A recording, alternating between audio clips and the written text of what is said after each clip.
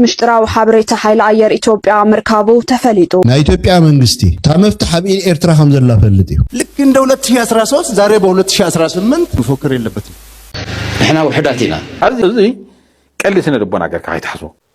سلام كبرات خططتي كم تكونوا لهم كم تلمود هلون ازرارا بنزعباتات حزركم تزلقوا باخو وجن لذي فيديو زي لا يبركم بمجمع سمو داتا مدبي مساي صنحو نابركو حدشتي نزي channel زخونكم سبسكرايب بمغار بيتسبكن بموال نقط فلماي ازرارا بنزعبا قوسدكم حبرنا نكاتت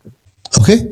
ስለዚህ እንታይ ድሌት ከም ነበር ኣብ ታዋንቲ ኣብ ዝነበረት ናይ ሃንቃ ድሌትሲ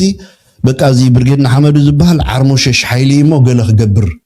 بهم يوم تأمامينهم أتيهم شو عملنا الوقت نزاره وخلنا بزح إذني جبركم المتخانو حجيجن أبيلو يوم أب جبر يوم تبهيلهم أبيلو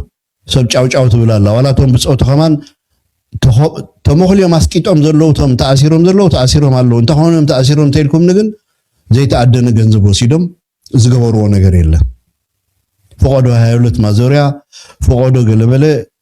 قناجون تعياتن حمامتن مستن داستو هو خبلو دانكيرا نايت كلب اي مبرات كحضرو تدي كوينم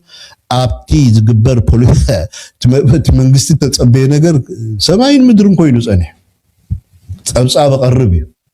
ስለዚህ እዞም ሰባዚያቶም አዲስ አበባ መኻዶም አኼባ ገይሮም ከምዝ ገለ ምዝራቦም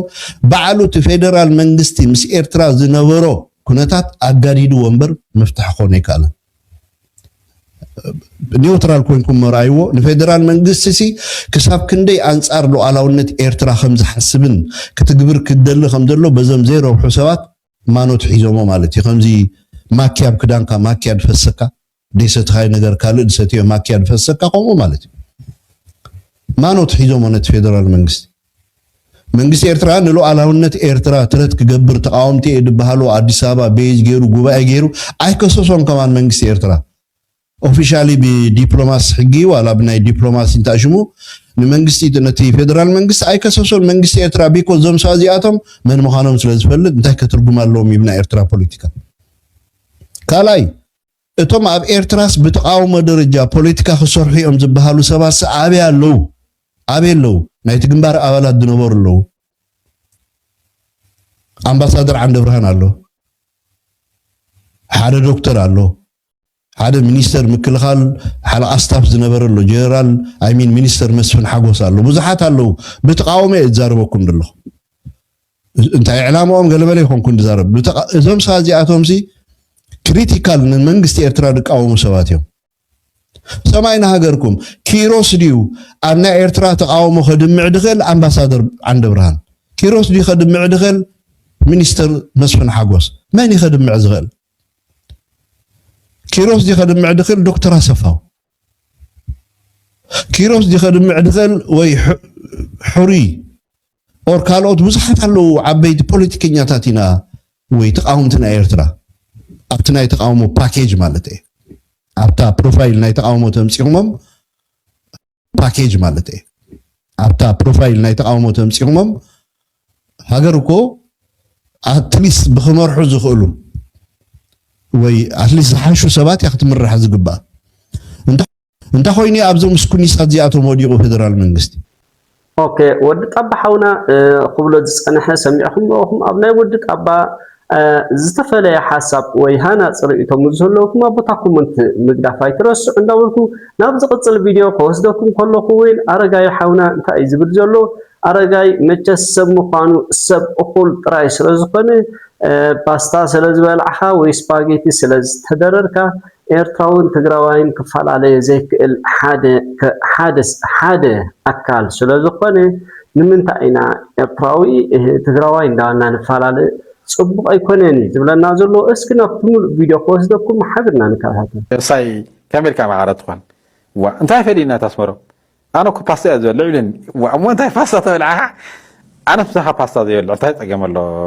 ኮምተከ خلاص سام سايت اللون هذه ازي قال لي سنه ربنا قال كاي تحسو حبرت السد مفل لايو قراو تهكرات نقعيو نا حدا خيمصو بحدا خوينم بسلام كينورو خيلومعو خيمهارو بقى زواس سلام خيخون بغزعي حساب هايمانت مصخه حساب خايونت مصخه ሓሳብ ብትምህርትን ብግዛዕን ይመፅኻ ብባህሊ ይመፅኻ ብግዛዕ ይመፅኻ ብጣዕሚ ሓደገኛ እዩ ዝኾነ ኮይኑ ኤርትራውያን ኣሕዋትና እዮም ብግልፅ ነግረካ ደቂ ሓትነይ ኣብ ኣስመራ ዘለው ዓዲ ኋላ መንዳፈራ ዘለው ፓስታ ይውልዑ መኮረኒ ኣነ እንጀራ ብኢለይ ዘለ ሓዎም እየ 4 ነጥቢ ኣብዚ ኮይነ ድሌተይ ንብላዕ ኣነ ድሌተይ ንከደን ንሶም ድሌቶም ይኹኑ ኣነ ሓዎም እየ 4 ነጥቢ ድሓር እዚ ዝወረደ ነገር እዩ ኣነ ከምዚ እየ ናይ ውድቀት ምልክት ይመስለኒ ሰብ ንባዕሉ ክቁልል ከሎ ኣነ እኮ ፓስታ ብሽኳ ገይረ ፓስታ እኮ እየ ዝምገብ ፃዕዳ ክዳን እኮ እየ ዝክደን ኣብ ኣስመራ እኮ እየ ዝንቀሳቐስ እንተይልካ ዝወደቀ ተሓሳስባ እዩ ኣነ እኮ ኣዲስ ኣበባ ከምዚ እኮ እየ ኣብ መቐለ እኮ ከምዚ ኢና እኮ ኢና ንነብር ማኪና እኮ ኣላትና ንሕና እኮ ከምዚ ኢና ዝብል ሰብ እንተሃልዩ እሞ ኤርትራ ውስጥ ድኻ ገይሩ ዝሓስብ ሰብ እንተሃልዩ እውን ብወገን ትግራይ ደንቆረይና ትርጉም እዩን ሰብ እዩ ኣብቲ ይሃሉ ኣብቲ ብጣዕሚ ለባም ማሕበረሰብ ኣሎ ኣብዚ ብጣዕሚ ለባም ማሕበረሰብ ኣሎ ካብቲ ማሕበረሰብ ዝወፁ ሓደ ሕማቃት ክፈላልይዎ ኣዋጊኦም እውን ክኾኑ ይኽእሉ ብዙሕ ፀገም ተፈጢሩ ብዙሕ ነገር ሃልዩ ሓቂ ንምዝራብ ግን ኣነ ካብኣቶም ዝቐርበኒ ካልእ ሰብ የብለይን ኣነ ሃገርካ ደጋጊመ እየ ዝብሎ ሓቂ ንምዝራብ ሓቂ ንዛረብ ተተባሂሉስ ካብ ኤርትራዊ ንዓይ ዝቐርበኒ ኢትዮጵያዊ የለን በቀለ ይቐርበኒ ጎሞቾ ይቐርበኒ ሃድያ ይቐርበኒ ከምባታ ይቐርበኒ ሓቂ ንምዝራብ የለ ካልሆኣኒ ካብ ኣዲስ ኣበባ ከይደ ኣነ ሶሙን ክቕኒ ከይደ ወይ ወርሒ ኢለ ክቕኒ ሓንቲ መዓልቲ ክልተ መዓልቲ ኣብ ኤርትራ ውዒለ ንገዛ ክምለስ ይቐለኒ ሓቂ ነግረካ ኩሉ ነገር ኣብ ገዛኻ ኢኻ ትኾን ትቡና ወሎ ትምግብ ወሎ ትግዛዕ ወሎ ትምንቅስቃስ ወሎ ትስሓቅ ትወግዖ ወሎ እቲ ናይ ማሕበረሰብ በቃ ናይቲ ማሕበረሰብ ኩሉ ኢኻ ትረኽቦ ስለዚ ኣነ ሓቂ ተዛረብ ተተባሂለስ ካብ ኤርትራዊ ንላዕሊ ዝቐርበኒ ሰብ ኣሎ ኢለ ክዛረብ ኣይክእልን ስለዚ ኤርትራዊ ትክክለኛ ሓወይ ክገብሮ ግን ስራሕ የድሊ ንሱ ንዓይ ትክክለኛ ሓዊ ንክገብረኒ ስራሕ የድሊ ዘፈላለየካ ነገር ብሰላማውን ሕጋውን መንገዲ ትውል ኦኬ ብትክክል ኣነ ኣብዚ ናይ ኣረጋይ ይሰማማዕ ምናልባት ንስኹም ዝተፈለየ ሓሳብ ዝህልወኩም ኣቦታኩም ምንት ግደፍ እንዳበልኩ ኦኬ እዚ ኸብራና ናብ ዝቕፅል ክወስደኩም ከለኹ እውን ጀነራል መዲድ ማለቲ ኣብዚ ቀረባ መዓልታት ዘስማዕ መደረ ንሕና ተጋሩ ውሕዳትን ፅኑዓትን ሓያላትን ኢና እዩ ዝብለና ዘሎ እስኪ ናብኡ ንቐፅል ንሕና ውሕዳት ኢና ከም ተጋሩ ውሕዳት ኮይኖም ሓያላት ዝኾነ ዓድታት ሓደ ከምኡ ዝገበሮም ምክንያት ብከቢድ ክሳራ ዘይኮኑ ዝከላኸልዎ እቲ ሓደጋታት ብዝሰልጠነ ብጥበብ ብክእለት ክሳራ ቀኒሶም ህልውንኦም ኣረጋጊፆም ፀላእቶም ስለ ዝስዕሩ ጥራሕ እዚ ዘፍፅመሎም ቴክኖሎጂ ሳይንስ ከም ዘለዎ ኮይኑ ግን ውሕድ ህዝቦም የብቅዕዎ የምህርዎ ፍልጠትን ክእለትን ክህልዎ ይገብርዎ ክስልጥን ይገብርዎ ብንእሽተይ ክሳራ ከዓ ይዕወቱ ህልውንኦም የረጋግፁ ተጋርሆም ኢና ክንኮን ዘለና ንስኹም ከምኡ ኢና እቲ ቀፃሊ ክገጥመና ዝኽእል ሓደጋ ስዒርና ክንወፅእ ክትሓስቡ ዘለኩም ኣብ ዝሓለፈ ኩናት ብዙሓት ክሳራታት ከፊልና ኢና እዚ ክሳራ እዚ ስለ ዘይሰልጠና ካብ ውግእ ናብ ውግእ ኣሃርታት ይውደባ ይዋግኣ ከምዚ ግዜ ረኺብና ከመይ ክንዋጋእ ንኽእል ከመይ ክሳራ ቀኒስና ክንዕወት ንኽእል ከመይ ጥበብ ክንጥቀም ንኽእል ከመይ ፀላእትና ብቐሊሉ ኣዛቢዕና ክንድምስሶም ንኽእል በብልኡኹና ከፍፅመና ዝኽእል ብቕዓትን ክእለትን እንታይ እዩ ክኸውን ዘለዎ ብተግባር ከመይ ኢና ክንፍፅሞ ተለማሚድና እቲ ክእለት ጨቢጥና ኣይኮንናን ተዋጊእና ኣብ ዝሓለፈ እዚ ከዓ ክሳራና ከቢድ ኮን ገይርዎ እዩ እዚ ክንደግም የብልና ድሕሪ ሕጂ ንዝመፀና ሓደጋ ህይወት ንምዕቃብ ብዙሕ ነገር ክንከፍል ኣለና ድኻም ክንከፍል ኢና ብዙሕ ድቃስ ምስኣን ገልታ ዓጣዕ ክንከፍል ኢና እዚህ ሁሉም صباح استكيا هيوت جن يتكانيا هيوت جن أي تتكانيا فزي زم صباح كتكم كلهم مكراتات محلاف شجريول أنت دخل مكان أنت رهاسك دكاست سأنك شجريول هيوت مخفال جن أي تملسانيا سلذي حجة السلطة نزل لهم كتعوتوا راح يكون كنعوت راح يكون نايسب هيوت كن أقونينا مسوات خن كنسونينا نسلطن زل كم تزولكم سبنا خبار سلازخن سلازخ خبزن صارزي أرم 50 شمكم يكونن 50 شمكم طرح يكونن اوكي زقر زربا كزارب صنيح جنرال مدين كابز بمقصال ناي جنرال صادقان كسكا او اديس ابا كوين مجس ابلومي بطعمي حافيرو اتي غازيتنيا زي عقمي حاتيتو اب كمل سول زي كلوين بصحو اسكي نابت فيديو خوسدكم حبرنا نكاتل ولا زخنا بزخنا يكون منجدي تي بي ال اف بعلوانا انت تباله ማለት ናይታ ታሽሙ ትትፔልፍ ዝበሃል ነበረ ቀደም ህዚ ኣብ ሰለስተ ተኸፊሉ እዩ ጌታቸው ዝሓዞ ስምረት ዝበሃል ውድብ ዘለዎ ብዙሓት ኣባላት ማእከላይ ኮሚቴ ዘለዎ ሓደ ውድብ ኣሎ ተጋዳላይ ጉዕሽ ግደይ ዝመርሖ ወለዶ ዝበሃል ፓርቲ ሓደ ውድብ ኣሎ ደብረጽዮን ሓደ ውድብ ኣሎ ኢንፋክት ጌታቸው ዝመርሖ ስምረትን ጉዕሽ ግደይ ዝመርሖ ወለዶን ህጋዊ አፍልጦ ኣለዎም ሬጅስተርድ ኮይኖም ብናይ ኢትዮጵያ ህግ ደብረጽዮን ዝመርሖ ዘሎ ውድብ ህጋዊ ፍልጦ የብሉን እዚኡ እቲ ፋክት ስለዚህ እዚ ቲፒኤልኤፍ ዩ ኣብ ዝበሃለሉ እዋንስ ብዛዕባ ናይ ቲፒኤልኤፍ ኢና ንዛረብ ዘለና እዚ ቲፒኤልኤፍ ክብሉ ከለዉ ኩሉ ነገር ንኽወርሱ ቤዚካሊ ንብረትስ ገለመልስ ጀነራል ኣና ዚኣ ከውድ ከውደካ ኣብታ ናይ ቲፒኤልኤፍ ጉዳይ ሃውጋእካ እምበር ክትውዲ ኢኻ ቲፒኤልኤፍ ኣነ ዝፈልጦ ብባህሪ ኮነ ባተሓስኡ ትሕዝ ዘሎ ቲፒኤልኤፍ ንምንታይ ናይ ደብረጽዮን ናይ ሞንጀርና ከምትልዎ ይርደን ንኣብነት ንጌታቸው ሕወሓት ኢና ክብሉ ሞኪሮም ሕወሓት ከምዚ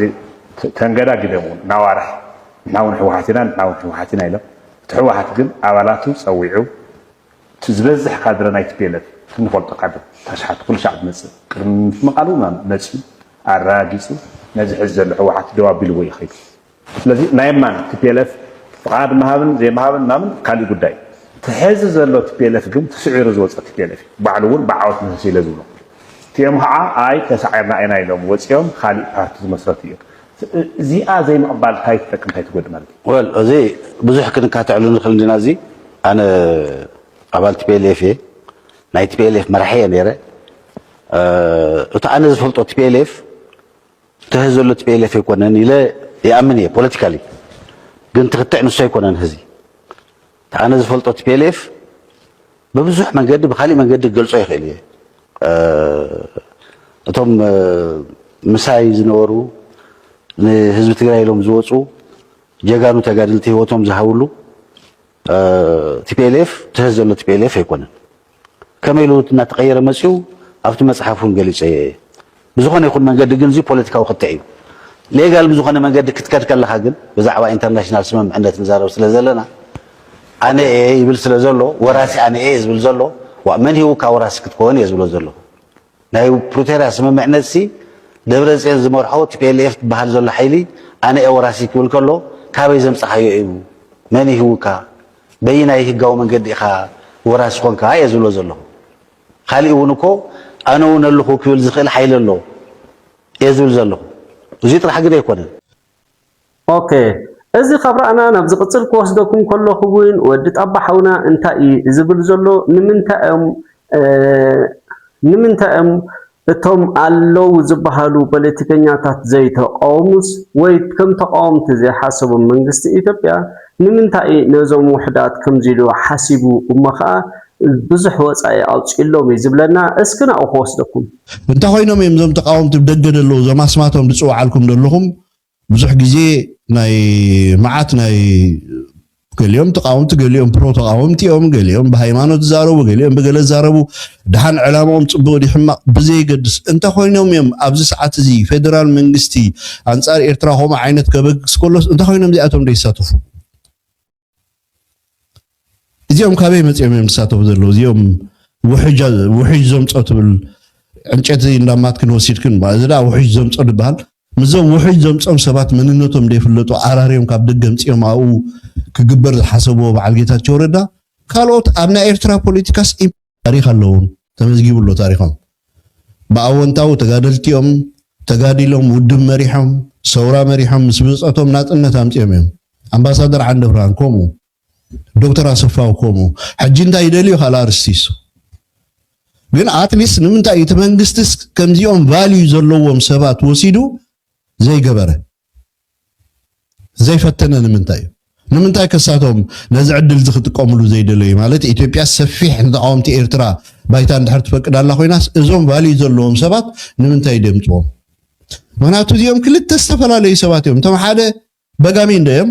ስኩኒስ እዮም ተረዲኩም አሉ ከብዶም መልእሎም ድላይኩም ክበሩ ዝዓይነት እዩ ሰገናቲ ማእሰርቲ ቅጽል እዩ ሃልዋቶም ዝጠፉውን አለው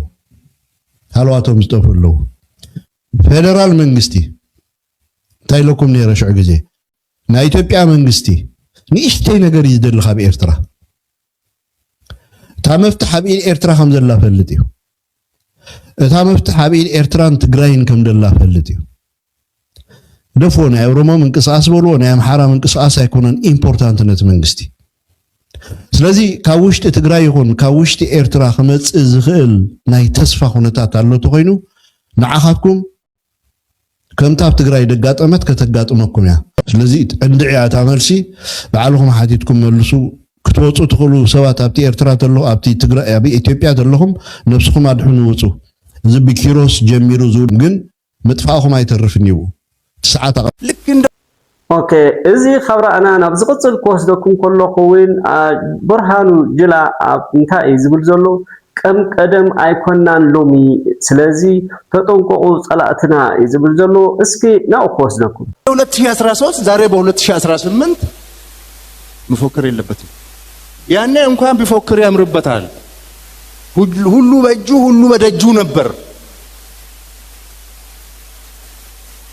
አሁን እንደዛ አይደለም መፎከር ዛሬ የሚፎክሩ ጀነራሎችን የዛሬ ፉከራ በትግራይ ህዝብ ዘንድ ጎበዝ ጀግና አያስብልም አያስገኝም ጀግንነት አያስገኝም ጎበለላ አያደርግም ምክንያቱም የ2013 ሙከራ በትግራይ ህዝብ ላይ ያመጣውን ጣጣ የትግራይ ህዝብ ሙሉ በሙሉ ኦኬ ናይ ብርሃኑ ጅላ خبرنا ናብቲ ናይ መወዳእታና ዘራራብን ዛዕባ ኮስደኩም ከለኹ ከኣነ ሓይሊ ኣየር ኢትዮጵያ ምስጢሩ ተጠሊፉ ይዝባሃል ዘሎ መኒ ጠሊፉዎ ብመኒስከ ሓቢርና ንከታተል ውሓት ምስጢራዊ ሓበሬታ ሓይሊ ኣየር ኢትዮጵያ ምርካቡ ተፈሊጡ ኣብ መንጎ ፌደራል መንግስቲ ኢትዮጵያን ሕወሓትን ናይ ኩናት ፕሮፓጋንዳ ኣብ ዝተጓሃረሉ እዋን ምስጢራዊ መረዳእታ ሓይሊ ኣየር ኢትዮጵያ ከም ዝረኸበ ተገሊጹ እቲ ምስጢራዊ ሓበሬታ ብደገፍ ክኢላታት ሳይበር ግብፅን ሱዳንን ነቶም ናይ ሕወሓት ሰሙያ ቴክኖሎጂ ብምሕጋዝ ኣብ ምክትታል ስርዓታት ምክልኻል ኣየር ኢትዮጵያ ከም ዝተሳተፉ ተሓቢሩሎ እቲ ንመንግስቲ ኢትዮጵያ ቆጢዑ ዘሎ ርክብ ሓይልታት ሕወሓት ኤርትራን ሰራዊት ሱዳንን አንጻር መንግስቲ ኢትዮጵያ ሓበራዊ ወታደራዊ ስርሒት ንምክያድ ምድላዋት የጠናኸሩ ከም ዘለው ተገሊጹ ኣብ ዞባ ቀርና አፍሪካ ዝርከቡ ወታደራዊ ሚዛን ሓይሊ ብመሰረቱ ክቕይር ዝኽእልን ሓዱሽ ናይ ኩናት ማዕበል ከበግስ ዝኽእልን ኣዝዩ ኣገራሚ ወታደራዊ ሚስጥር ተቃሊሑ ዝበሉ ዝተፈላለዩ ናይ ጸጥታን ወታደራውያን ምንጭታትን ከም ዝሓበርዎ ሕወሓት ሚስጥራውያን ሰነዳት ዳታን ሓይሊ ኣየር ኢትዮጵያ ከም ዝረኸበን እዚ ፍጻመ ድማ ወታደራዊ ዓቕሚ ፌደራል መንግስቲ ኢትዮጵያ ኣብ ትሕቲ ዓብይ ስጋት ከም ዝወደቐ ዘርኢ ምዃኑ እቶም ጸብጻባት የገንዝቡ ወታደራዊ ጸብጻባት ከም ዘመልክትዎ እዚ ሚስጥራዊ ዳታ ናይ መርካበ ስርሒት ብሰሙያ ቴክኖሎጂ ሕወሓት ጥራይ ዝተፈጸመ ዘይኮነስ ናይ ግብፅን ሱዳንን ናይ ሳይበር ክኢላታት ዓብይ ናይ ቴክኖሎጂ ስለያን ደገፍን ከም ዝተገበረሉ ተፈሊጦሎ እቶም ናይ ወፃኢ ክኢላታት ሳይበር ነቶም ናይ ሕወሓት ናይ ዳታ ሰብ ሞያ ብምሕጋዝ ኢትዮጵያ ዘለዋ ናይ ኣየር ምክልኻል ራዳራትን ናይ ስለያ ስርዓታትን ምክትታል ክትትል ንምግባርን ከም ዘኽእልዎም እቶም ምንጭታት ይሕብሩ ብሰንኪ ዝተኻየደ ናይ ሳይበር ስርሒት ድማ ናይ ኢትዮጵያ ሓፈሻዊ ወታደራዊ ዓቕሚ ናይ ምክልኻል ስትራቴጂታትን ስርሒታዊ ሓበሬታታትን ክቃላዕ ከም ዝኻለ ናይ ዓይኒ መስኻኽር ወታደራዊ ተንተንትን ይገልጹ እዚ ከምዚሉን ከሎ እቲ ጉዳይ ናብ ዝለዓለ ወታደራዊ ወጥሪ ይሰጋገር ከም ዘሎ ዘመልከቱ ጸብጻባት ይወጸለው እቶም ምንጭታት ከም ዝጠቐስዎ ሕዚ ዘሎ ናይ ፖለቲካን ጸጥታን ምዕባለታት ከም ዘርእዮ ሓይልታት ሕወሓት ሰራዊት ኤርትራን ሰራዊት ሱዳንን ተኣሳሲሮም አንጻር ፌደራል መንግስቲ ኢትዮጵያ ሓበራዊ ወታደራዊ ስርሒት ንምክያድ ኣብ ሙሉእ ምድላው ከም ዝርከቡ ይግለጸሎ እዚ ኪዳን እዚ እንተደኣ ተመስሪቱ ኣብ ታሪኽ እዞም ሰለስተ ሓይልታት ተኣሳሲሮም አንጻር ማእኸላይ መንግስቲ ዝገብርዎ ዘለው ናይ መጀመርታ ሓበራዊ ስርሒት ክኸውን ድማ ተባሂሉ ተንተንቲ ፖለቲካ ቀርና ኣፍሪካ ከም ዝሕብርዎ እዚ ምንቅስቓስ እዚ ነቲ ኣብ መንጎ ሱዳንን ኢትዮጵያን ዘሎ ናይ ዶብ ወጥረን ከምኡውን ኣብ መንጎ ኢትዮጵያን ኤርትራን ዘሎ ናይ ቀይሕ ባሕሪ ኣፍደገ ምስሕሓብ ስዒቡ ዝመጽእ ሓደገኛ ምዕባለ ይብሉ መንግስቲ ሱዳን ኣብ ዝቀረባ እዋን ንኢትዮጵያ ብናይ ድሮን መጥቃዕቲ ክኸስስን ከሎ ብወገን ኢትዮጵያ ድማ ሱዳን ንናይ ሕወሓት ተዋጋቲ ምዕረፍን ደገፍን ትህበላ ብምባል ክስ ከም ዘቕረበት ይዝከር እዚ ሕዚ ተፈጢሩ ዘሎ ናይ ኣየር ሓይሊ ዳታ ምቅላሕ ፍጻመ ግን ነቲ ወጥሪ ናብ ዘይተደለየ ናይ ኩናት ኣንፈት ከምርሖ ከም ዝኽእል ይግለጸሎ ብፍላይ እዚ ስርሒት እዚ ኣብ ከባቢ ጋምቤላን ምዕራባዊ ዶባት ኢትዮጵያን ዘሎ ጸጥታ ናብ ዝለዓለ ደረጃ ከበግሶ ከም ዝኽእል ተንተንቲ የጠንቅቁ ክሳብ ሕዚ ካብ ወገን ፌደራል መንግስቲ ኢትዮጵያ ኮነ ካብ ኣዘዝቲ ሓይሊ ኣየር ብወግዒ ዝተውሃበ ምላሽ የለን اوكي خبرات تخططتين على معنت فيديو نزرعكم مثل نور تمهركم تزاناقعهم كتكون تسفى نقوكم بحدش فيديو كسابنا الراغب سسناين عكم لايت انترتينمنت